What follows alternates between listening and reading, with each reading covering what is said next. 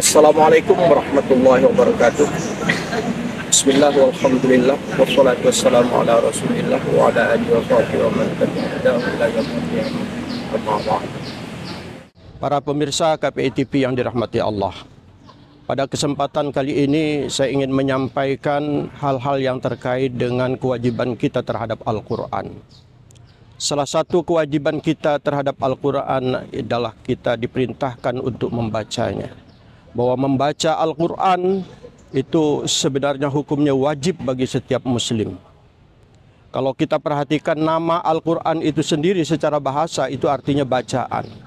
Ini mengandung makna bahwa kitab suci Al-Quran adalah kitab yang harus dibaca oleh seluruh umat Islam. Para pemirsa yang dirahmati Allah, berbicara tentang kewajiban membaca Al-Quran, Rasulullah setiap kali menerima wahyu 14 abad yang lalu, beliau selalu memerintahkan kepada sahabatnya untuk membaca dan membaca. Karena pada saat itu alat untuk merekam bacaan-bacaan Al-Quran belum tersedia sebagaimana yang terjadi saat ini, dan alat-alat tulis pun terbatas. Maka keunggulan utama untuk memelihara Al-Quran itu adalah melalui bacaan. Sehingga Rasulullah bersabda dan janji pahala kepada orang yang membaca Al-Quran, "Man qara'a harfan min kitabillah falahu hasanah wal hasanatu bi asyri amsalihha." Setiap orang yang membaca satu huruf saja dari Al-Quran, maka dia akan diganjar oleh Allah dengan satu kebaikan. Dan setiap satu kebaikan itu dilipat gandakan menjadi 10. Wala aqulu alif lam mim harfan wahidan, kata Rasulullah. Yang kumaksud satu huruf itu bukan kalau mengatakan alif lam mim itu dihitung satu huruf. Walakin alifun harfun, walamun harfun, wa mimun harfun. Akan tapi yang dimaksud adalah alifnya itu dihitung satu huruf, lamnya satu huruf, dan mimnya itu satu huruf. Sehingga kalau kita mengucapkan alif lam mim itu saja, itu sudah mendapat nilai pahala 3 kebaikan. Dan 3 kebaikan itu dilipat gandakan menjadi 10 kali lipat, sehingga alif lam mim saja itu sudah bernilai 30 kebaikan. Apalagi kalau kita membaca Bismillahirrahmanirrahim, surat Al-Fatihah dan seterusnya dan seterusnya. Nilai pahala yang sangat mudah kita peroleh melalui kegiatan membaca Al-Quran. Para pemirsa yang dirahmati Allah, kalau kita bayangkan betapa kita sulit sejak kecil itu mempelajari Al-Quran. Orang tua kita mengirimkan kita ke tempat pendidikan Al-Quran, ke pondok pesantren, dan ke sekolah-sekolah di mana kita bisa belajar membaca Al-Quran. Namun sangat disayangkan, begitu kita bisa membaca setelah dewasa, lalu Al-Quran itu ditinggalkan, tak pernah dibaca-baca lagi.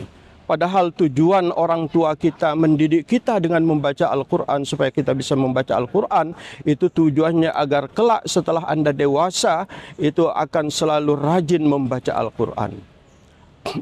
Ibarat orang yang mempunyai SIM tapi dia tidak pernah mengendarai kendaraan dengan SIM-nya itu. Itulah umpama orang yang hanya belajar ngaji dan setelah bisa ngaji tapi tidak pernah mengamalkannya lagi. Sangat disayangkan. Oleh sebab itu, marilah kita bersama-sama menggalakkan membaca Al-Quran di kalangan kita. Para pemirsa yang dirahmati Allah, kalau kita bayangkan bagaimana sahabat-sahabat Nabi 14 abad yang lalu, mereka berlomba-lomba membaca Al-Quran. Bahkan mereka kesulitan mencari mushaf. Bahkan pada masa Nabi itu mushaf sendiri belum ada. Yang ada hanya melalui ingatan-ingatan dari sahabat-sahabat. Kemudian kalau ada catatan-catatan pun, catatan-catatan itu hanya ditulis pada lembaran-lembaran yang berserakan. Kadang di kulit binatang, kadang di tulang-tulang, kadang di pelana kuda, kadang di pelepah kurma, ya, di kepingan-kepingan yang berserakan seperti itulah yang menjadi media cara membaca Al-Quran pada saat itu. Sementara kita saat ini segala fasilitas sudah tersedia. Bahkan di HP yang Anda miliki, Anda bisa install program aplikasi Al-Quran dan setiap saat bisa Anda membacanya. Oleh sebab itu sangat disayangkan kalau fasilitas yang melimpah seperti ini tidak kita manfaatkan untuk mencari pahala melalui bacaan-bacaan Al-Quran. Para pemirsa yang dirahmati Allah, membaca Al-Quran tidak hanya untuk kepentingan kita menjaga dan melestarikan Al-Quran itu sendiri, tapi pada hakikatnya untuk diri kita sendiri. Karena janji pahala yang dijanjikan oleh Rasulullah tadi, setiap huruf dilipat gandakan 10 kebaikan nilainya. Maka kalau kita membacanya dalam keadaan berwudu, di tempat yang suci, di masjid atau di musholla, di dalam sholat, itu akan jauh lebih besar lagi nilai pahalanya.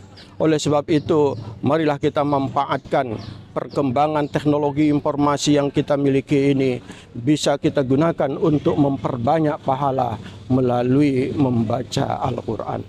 Demikian lebih dan kurangnya mohon maaf. Mudah-mudahan sedikit pesan ini bisa bermanfaat bagi kita untuk terus mengembangkan budaya membaca Al-Quran untuk diri kita sendiri, lingkungan kita, adik-adik kita, dan semua keluarga kita. Demikian lebih dan kurangnya mohon maaf. Wassalamualaikum warahmatullahi wabarakatuh.